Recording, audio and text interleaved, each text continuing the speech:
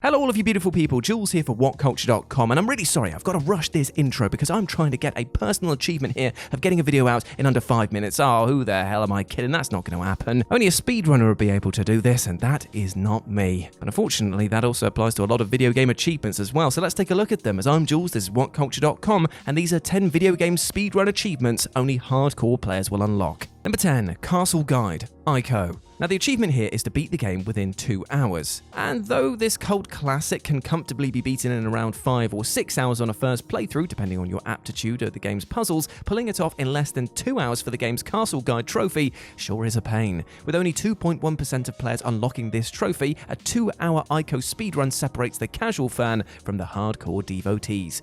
You'll have had to have played through the game multiple times to ensure that you've got a chance of getting close to the 2-hour mark and memorize the map layout and ensure that you can breeze through the puzzles without ever needing to actually stop and think. Even if you do this and manage to avoid as much combat as possible, you'll still have to contend with the rather finicky AI for your partner, whose counterintuitive behaviors can further slow you down. Again, this is much easier to work with once you've beaten the game a number of times prior. But it's also important to remember that the game's ending and end credits account for roughly 10 minutes of playtime. So if you're coming in at 1 hour 51 and hit those credits, you're done for, son. Pretty rough, right?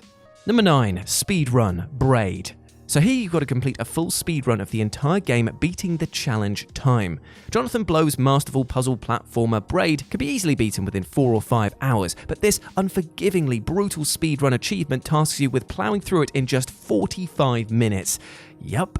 You need to actually beat the game first to unlock this speedrun mode, and given that you'll need an intimate knowledge of Braid inside and out to get anywhere close to 45 minutes, that kind of makes total sense. The primary obstacle here is the game's timey-wimey puzzles, which can easily tie you into knots if you're not paying attention, and doing them under such strict time constraints is extremely stressful. You'll also have to remember that the epilogue sequence lasts for about 4 minutes and can't be skipped or speeded up in any way. Incredibly though, there are a select few out there that have managed to beat Braid in less than 25 minutes.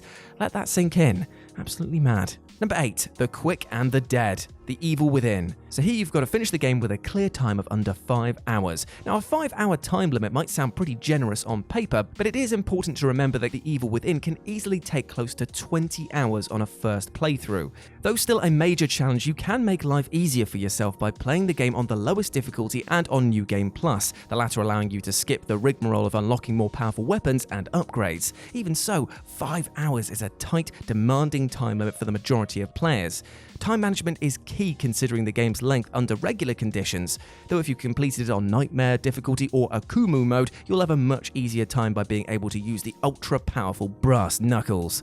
But if you've done enough to already earn the Brass Knuckles, then you certainly qualify as a hardcore player already. Number 7, Home Runner, Gone Home. So here you've got to complete the game in less than 1 minute with no modifiers enabled. While it's fair to say that a successful run of Gone Home's Home Runner achievement will literally take you less than a minute of your life, pulling it off is much easier said than done. This achievement requires players to reach the end of the game in under 60 seconds, completing only the tasks which are absolutely necessary for triggering the mystery exploration game's end sequence.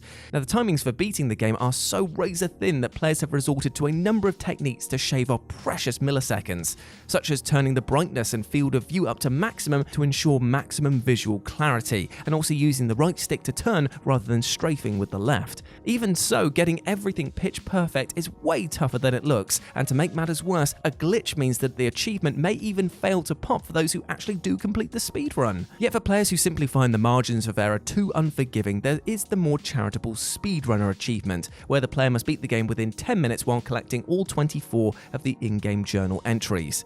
Number 6, Hurry Up, Shovel Knight. So here you got to beat the game within 1 hour and 30 minutes. And Shovel Knight is an already balls-hard platformer even when played under more relaxed conditions, but trying to beat the entire thing in under 90 minutes is an act of self-flagellation. So much so that only the most ardent fans should ever even bother. Most players should be able to beat the game in around 6-ish hours, but to do so in just 1/4 of that time, you'd need to be absolutely ruthless about not interacting with anything unless it's absolutely necessary to further your linear progress.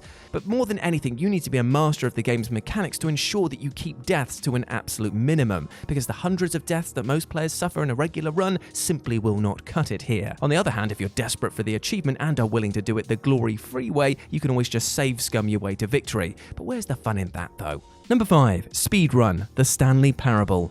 So here you've got to complete the game in under 4 minutes and 22 seconds, not including load times. And much like Gone Home, a successful run of the Stanley Parable speedrun achievement takes no time at all in theory, but actually getting it done is no easy feat.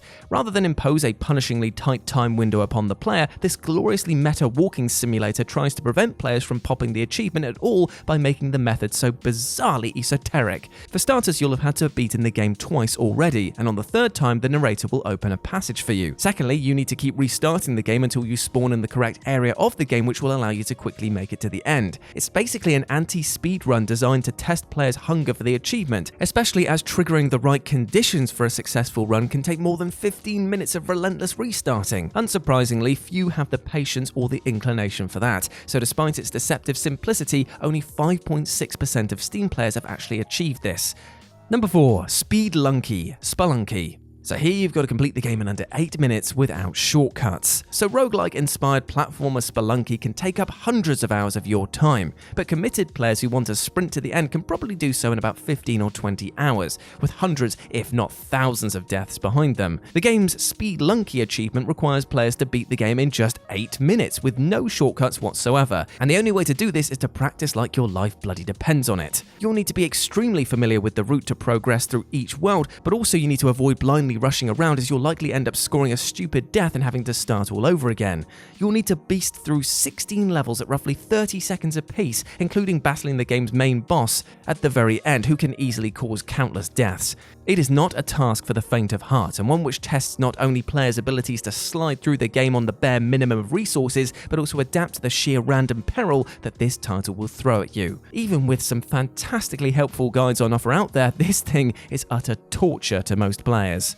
Number 3. Hard to the core, Little Nightmares. Now, in fairness, the achievement description here of what's different about you, why are you so brave, sheds utterly no light whatsoever on what you actually have to do here, which is actually beat the horror puzzle platformer Little Nightmares in under an hour without dying even once. Now, Little Nightmares isn't the longest or the toughest of games out there, but given that it usually lasts 3 to 4 hours and will see the player die at least a few times, getting through it unscathed in sub 60 minutes is quite the task indeed. Considering how easy it is to die to the numerous boss encounters, nobody could blame you for exploiting cloud saves on the Xbox One version to avoid having to carry out a single perfect hour-long run. Quick-thinking players who realize that they're about to die can also reload from their last checkpoint without derailing the run, though it goes without saying that there are numerous ways that a run can get ruined, and for many, it really isn't worth their time. Number 2. Monopolized, Halo 2 The Master Chief Collection. So here you've got to beat all of Halo 2's legendary campaign missions in under 3 hours. Halo The Master Chief Collection contains a brutal achievement for 6 of the Halo games, whereby players must beat each of them on legendary difficulty in under 3 hours. But Halo 2 is especially difficult given that it offers by far the toughest legendary campaign in the franchise, and can easily take first-time players 10 to 12 hours. The only solace is that you're able to dive into individual levels and better your time in order to meet the time limit, rather than having to complete a successful sub 3 hour run in one go. Even so, this is extremely demanding of even skilled Halo players, largely due to the aggressiveness and accuracy of Halo 2's legendary enemies. However, get this, there are actually some out there, these god-tier players, who've actually managed to complete this in just 1.5 hours. Ridiculous. And number 1, Become the Master, Titanfall 2.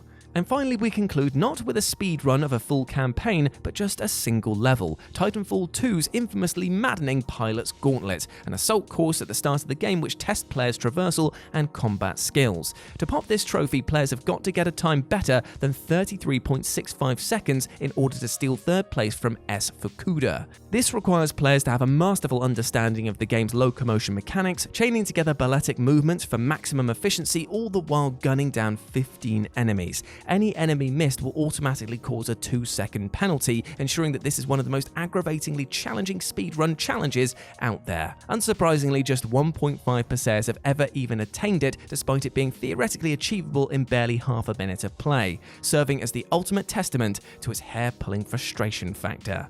And there we go, my friends. Those were 10 video game speedrun achievements only hardcore players will unlock. I hope you enjoyed that, and please let me know what you thought about it down in the comments section below. As always, I've been Jules. You can go follow me over on Twitter at RetroJ, or you can go to LALD Tweet, that's Loud Tweet, for all my board games and streaming gubbins. But before I go, my friend, I just want to say one thing. We should always try and take a little bit of time, despite us talking about speedrunning today, take some time to be kind to ourselves, both mentally and physically. Take your foot off the gas every once in a while and enjoy the scenery if you can, my friend. And don't push yourself too hard. Remember to take a break every once in a while. As always, I've been Jules. You have been awesome. Never forget that, and I'll speak to you soon. Bye.